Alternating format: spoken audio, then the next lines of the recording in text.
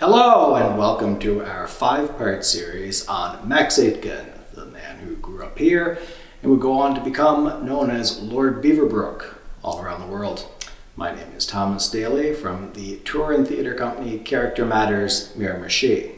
Now for the past several years I've had the unique pleasure of portraying Lord Beaverbrook here at historic Beaverbrook House and also around the city at various locations. Now, for those of you watching, some of you might already know quite a bit about Lord Beaverbrook. Some of you might know anything at all about him. And some of you might be like me. Growing up, I remember this old, bald-headed man from black and white photographs. He was always smiling, and people said he had a lot of money. And he spent that money around here because there's a lot of things named after him. Well, please keep watching, because I think you're going to learn a thing or two about this unique character. One of the most eye-catching homes on the King George Highway is the yellow 3-story house behind me.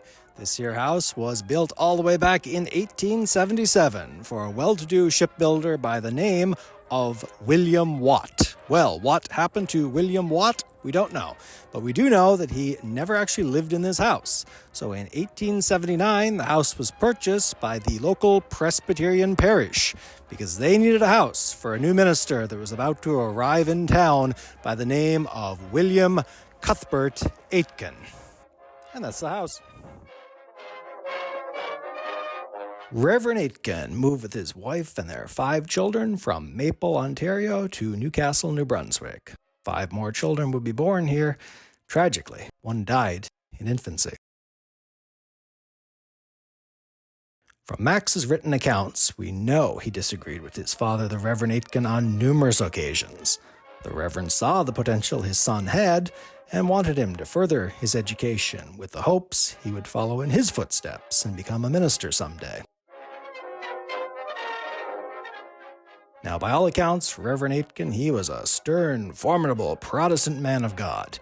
He spent many hours alone reading theology and writing sermons that could be described as hellfire and brimstone by today's standards. Not one to shy away from a confrontation, among his closest friends were the local Catholic priest, Father Dixon, and someone known as the town atheist. There was only one in those days. What was the reason Reverend Aitken liked spending time with these two so much? Well, they provided the most rigorous debates for him.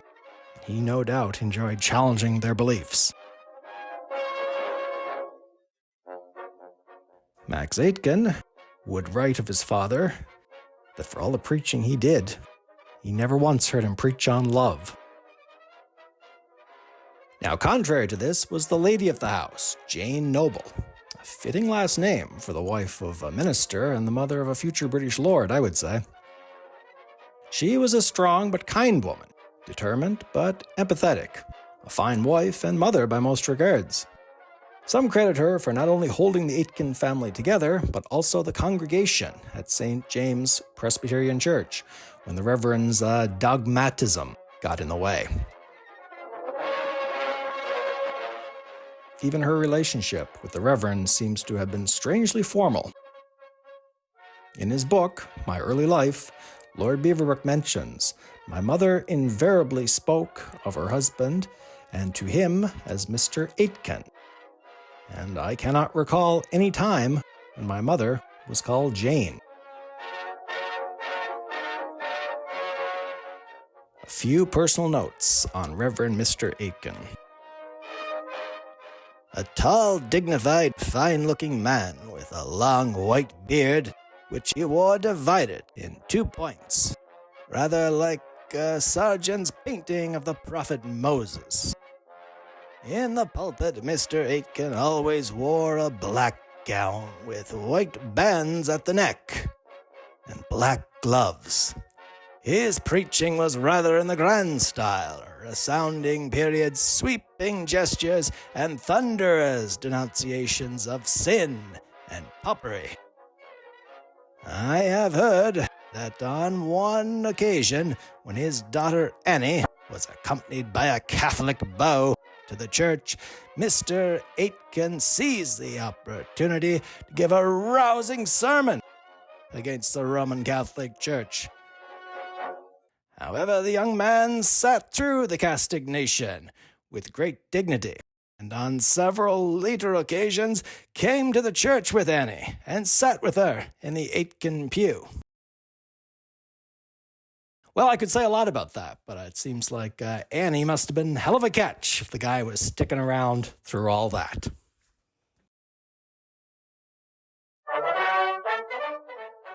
The middle child, William Maxwell Aitken, known as Max, was by most accounts mischievous, constantly getting into trouble at school and locking horns here with his strict father, the minister. Now, a prime example of his rebellious nature is the graffiti he left here on the foundation of the home. Have a look at that. W. Max Aitken, still visible after all these years. What did he even use? A spike or a nail? Perhaps acid. We don't know, but come here to historic Beaverbrook House and check it out for yourself. Inside historic Beaverbrook House, there is a school picture taken at Perkins Academy, which Max attended. In it, we can see he has a wicked grin on his face, and the boy next to him looks very uncomfortable and is leaning away. That is because Max is jabbing his classmate with a pin, all as a prank to disrupt the class photograph. Now, no matter what the time period, stabbing your classmate, that will likely get you in trouble with the administration. And that is exactly what happened here. Oh, Max made enemies with his teachers quickly. On his report card, he was labeled idle, mischievous, and one of the bad boys. A certain teacher went so far as to say he would never be anything but a dreamer. Oh, but dream Max would, and he would do more than dream. He would achieve. Now, that old Perkins Academy that Max Aitken attended, it's no longer in use. And in 2017, a brand new school was opened. And what is the name of that new school? That's right, Max Aitken Academy. Oh, the irony. I bet his teachers never dreamed of that. Despite not being fond of school, Max was very smart.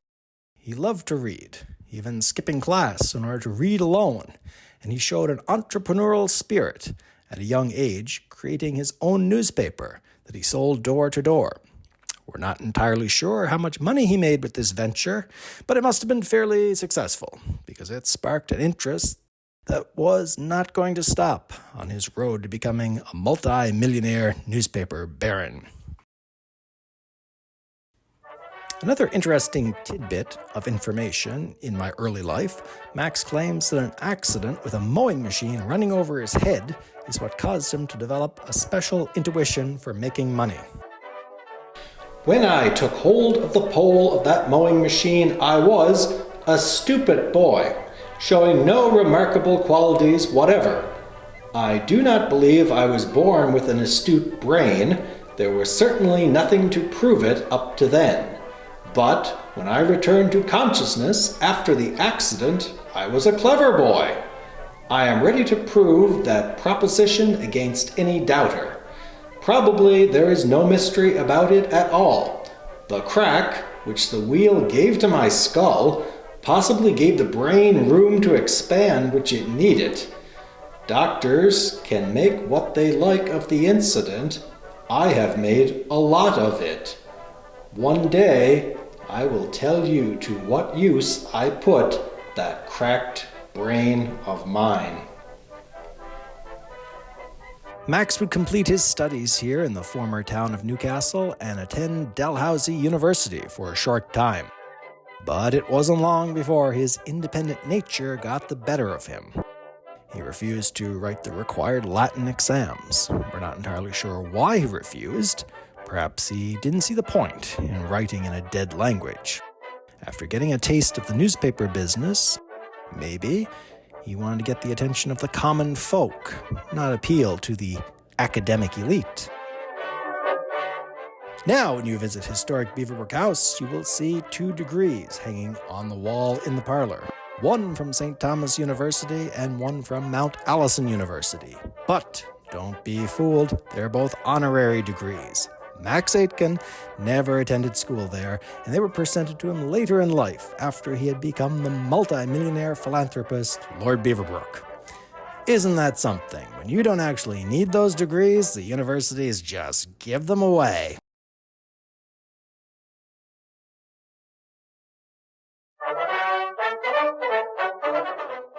After a short stay in Fredericton, Max moved back to the Miramichi area, this time across the river to the former town of Chatham. Here he became the local correspondent for the newspaper, the Montreal Star.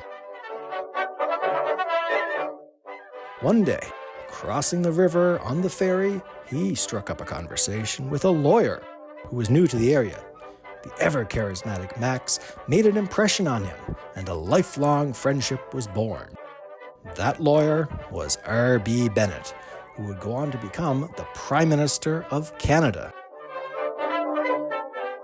Max would work in the law office of R.B. Bennett, and when Bennett became involved in municipal politics, it was Max Aitken who managed his campaign.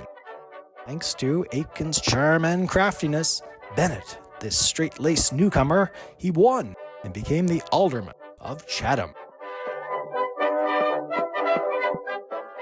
Media and politics, the 2 major forces in Aitken's life, were beginning to ever so humbly take root. But both men knew if they were to grow and challenge themselves, they needed to set their sights somewhere else. So both men looked west to the rich and rugged province of Alberta.